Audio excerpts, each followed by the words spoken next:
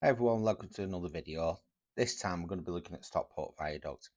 It was once the largest of its kind in the world, not built from steel or concrete, but built from 11 million bricks, each one laid by hand in the 19th century.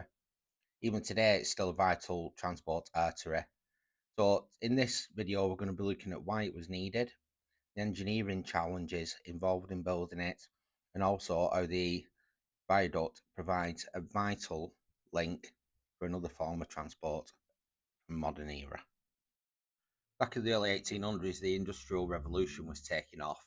Factories boomed, but the old transport just simply could not cope. Railways were the future. Manchester needed to be linked to Birmingham and London. A vital new line was needed, but the problem was crossing the Mersey Valley at Stockport. So the solution was this massive bridge, strong enough for the heavy steam locomotives. Engineer George Watson Buck took on the challenge. The plan involved a viaduct of 1,786 feet long, 111 foot high, and 26 arches.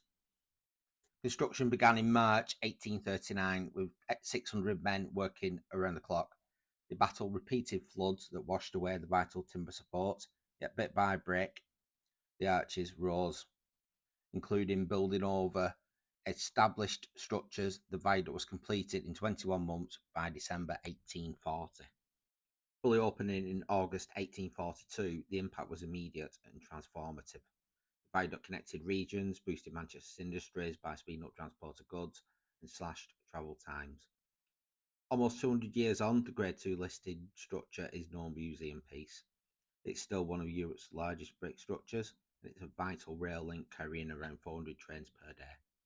It's been widened in the 1880s, and it was electrified in the 1960s. In the 1980s, the M63 motorway was routed through two of the arches. The M63 is now part of the M60 Manchester Orbital Motorway. So it's more than a bridge. The Stockport Viaduct is testament to Victorian ambition and engineering geniuses. What historical feats astound you? Share it in the comments. If you enjoyed this video, like, subscribe, and hit the bell for more engineering stuff.